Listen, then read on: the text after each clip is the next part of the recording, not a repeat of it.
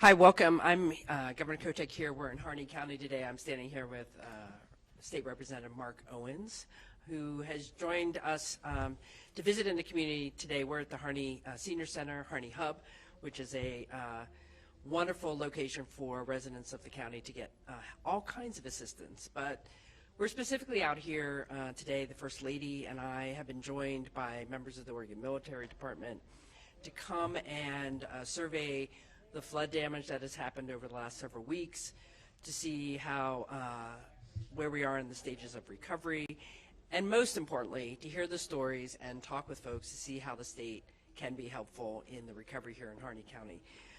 I want to start off by thanking all the folks who have been helpful, the first responders, the local emergency crews. When disaster hits, people come to help out, and from across the state, I know, like, for example, the Oregon State Police has been helping out. We had, adults in custody from the Department of Corrections who came in, did sandbagging. Everybody's been trying to help out the community in their immediate need. And disaster strikes, recovery starts right away, and that's where the conversation here is, with the floodwaters having receded. I wanted to be here in community. The First Lady and I wanted to be here. We love this community. We've been out here before. We wanted to be successful, and we know, there's a lot ahead of them given what's been happening with the flooding. I'm inspired by the spirit of community that we've seen today. The local volunteers, the volunteers who have come in, everyone who has been helping out to help the folks who have lost homes and are not able to go back to their homes yet.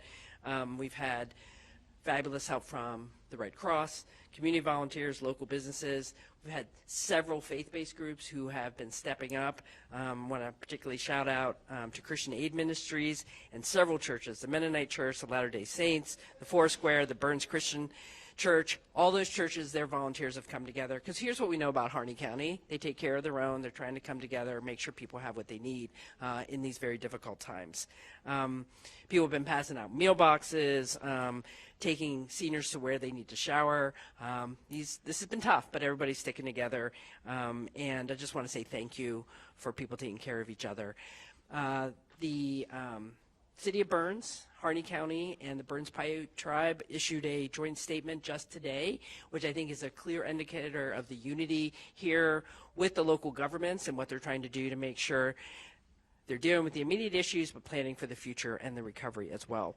On the emergency response, there's been a lot of work to keep people fed. In a disaster, you just want to make sure you have a good meal. About 295 meals have already been served. House cleaning kits have been handed out. 467 house cleaning kits have been distributed for people who are trying to, get back into their homes and start recovery. Here at Harney Hub, like I said, this is a place where people go anyway, but the volunteers here who have been helping out have been helping out the Red Cross caseworkers, trying to move to that next step of people assessing their damage, figuring out what they need, and being connected with the resources that will be there going forward for them. For several weeks now, the Oregon Department of Emergency Management has been operating emergency support functions here. They've had an emergency coordination center that's been fielding requests, and there are folks from various state agencies coming in to help the community respond to this effort. And one of the things that I wanted to be clear about on this visit is we're going to work, myself with the state legislators here, work with the legislature to figure out what state resources can be coming into the community as soon as possible. One of the things we want to focus on right now is debris removal. There's contaminated debris. There's a lot of debris. We want to help the community get it to the place it needs to go. And so right now we've been able to free up at least $40,000 that will go to C&B Sanitary for landfill fees. So if people have debris, we're going to cover those landfill fees at the local landfill, so you can get things out of your homes or your yards and start cleaning up. So there's some resources there right away to help residents dispose of their flood debris. Ultimately, we're going to need help from the federal government, and we have field staff here from Congressman Cliff Bence's office. Very helpful. I'm going to do everything I can to make sure we get federal resources here for the response, because that is what the federal government does. They help out states to make sure that the federal relief comes through. I am making a request for a presidential disaster declaration.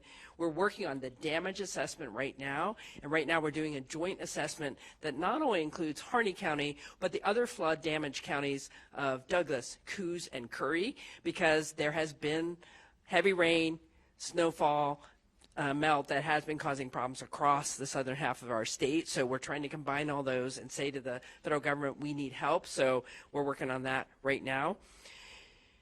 The legislature is in session. It's an opportune time to go before budgets are passed by the legislature to ask for some immediate help, both with some immediate needs around the sewer system here in the city of Burns, but also other things that could help in the recovery as we wait for further assistance from the federal government. And what's really key right now is if you can, and if you're willing, to connect with your local providers who can help you do that damage assessment. We need to know the level of the damage in the community so we can ask the federal government for help. And that's not always the most comfortable thing for people to do, to ask for help, but that is the system that we have, and the more we can get the information back, that we can do a tally, then we can ask for more resources for the state. And remember, when you pay your federal tax dollars, it goes to Washington, D.C. Those are your dollars. I would like them to come back and help your community. We need to know the damage assessment in your home or in your community so we can get to that right number. So we hope you'll help us out with that. In the meantime, if you're not in Harney County, or even if you are in Harney County and you want to help out, if you go to the Oregon Department of Emergency Management, there's a page there that will show how you can help out. Right now, financial resources would be most critical, to go into the Red Cross or to organizations here in Harney County like Harney Help or Harney Hub and all those other organizations who are on the ground feeding folks, helping them with their immediate needs. That would be incredibly helpful. So hopefully you'll help out your fellow Oregonians here in Harney County. But I wanted to give Representative Owens a few minutes to say something as well, and then we'll take some questions. Thank you, Madam Governor. And first, I'd just like to echo what the Madam Governor said and really thank her and the First Lady coming to Harney County. That's important. From fires to flood in the last year has been tough on this community. This community is resilient. As the Governor said, they stand together and we stand with them to work through this. Some of the immediate needs the community has stepped up to and shoulder themselves, from the city, the county, the tribes, the volunteers, the Red Cross, Oregon Emergency Management. It's been great to see, been heartening to hear some of those stories, and disheartening to hear some of the major effects that have occurred. My goal is to continue to work with Congressman Bentz and Madam Governor in the state legislature to figure out how we can get some of these immediate needs met. Unfortunately, the sewer system's still not working. Schools went back this week, but there's outhouses at the schools, outhouses at the courthouse, portable showers at the tribes, outhouses at the reservation. This is the 21st century. We can do better than this. And we stand together to work together to make sure how we figure out how we can do that. Thank you, Representative. Oregonians are going to stand together and help out, and we're going to figure it out. And in the meantime, let's make sure we keep helping the community have what they need in the near term. So, questions from anyone? We'll start from Timmy. Yeah, you were just in a meeting with local leaders. What did they say were the most important things that they would like state help from? We talked about several things. Definitely in the near term, concern around the table about housing for folks, people who can't go back to their housing, or it's going to be a while before they can get back into the housing that they had. How do we find temporary shelter? So we need to focus on that right away. There was a long-term conversation about better flood mitigation for future, because one of the things we did talk about, which is really devastating to think about, last year's fire season, as we know, was historic.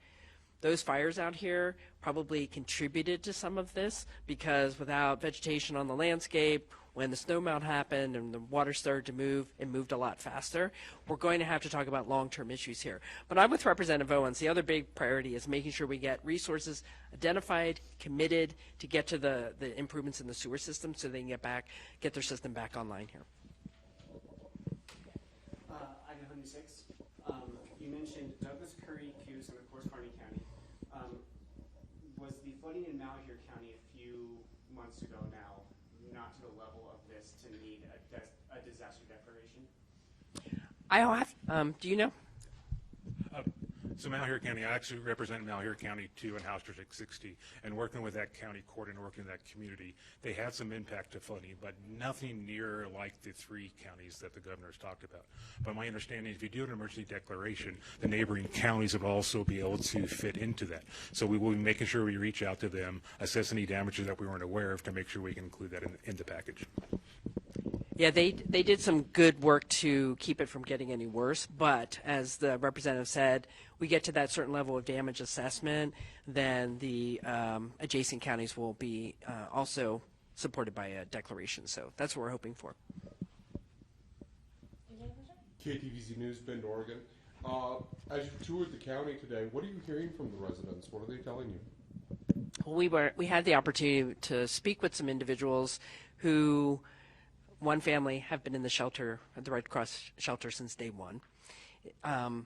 They were showing us some photos of their home. It's a really horrible feeling to have to hear what people have gone through here. But what I also heard from folks is, we know we're going to figure this out. We want to stay in this community. We feel like everyone's coming and helping us out. So there was a real sense of community and help from their neighbors. So that was very heartening to hear. Driving around, obviously the water has receded quite a bit, but it's, things are still really waterlogged, and so I think people have to be careful. We're worried about the contaminated debris because of the backup of the sewer system. So I want to encourage people to keep focused on safety, see if we can get that debris removal underway. That's why we wanted to allocate some money right away to help people get to their local landfill and not have to worry about the fees to make it happen. But it's going to take a lot of volunteers to get through this, and I think what we're hearing here from the local leaders is they're united in their response, and I think you feel that in the community when you're here. I would just echo what she said.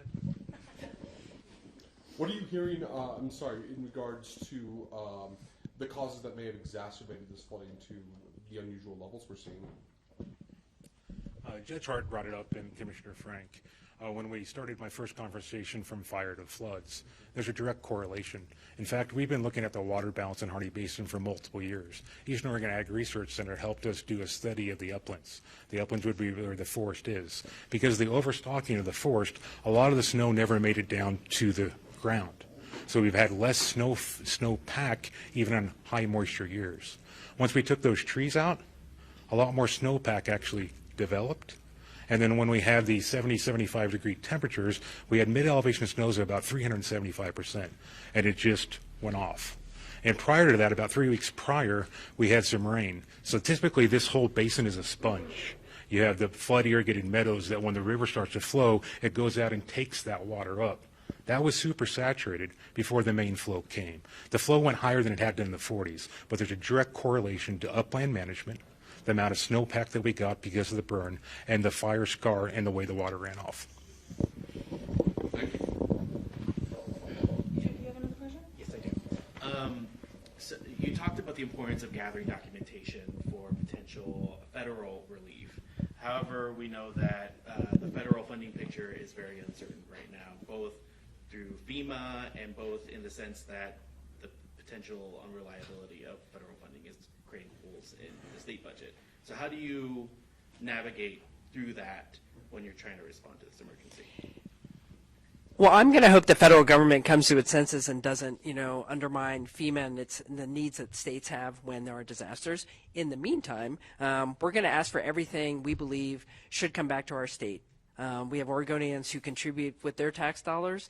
We're going to make that very clear to the federal government, and we will do everything we can and assume that the status quo until someone tells us different. We are going to seek every emergency dollar that we can for our state and continue to work with our congressional delegation to encourage the Trump administration to stay the course in supporting states when there are disasters. How successful do you think you're going to be in getting disaster dollars? Well, I think it's always a question mark. I mean, even since I've been governor, I've had multiple emergency declarations, and some move fast, some move slowly. But I do know that when there is a disaster in Oregon, the congressional delegation comes together. Doesn't matter what your party is, we all stick together and say, we need this help for the state. So I'm going to be optimistic because my job is to help out every Oregonian who needs help, and we're going to make a very good case for that help. The only thing I'd add to that is, as the governor said, we really need people to report what the damages are. Because there's an economic threshold that needs to be hit before you can qualify for FEMA money.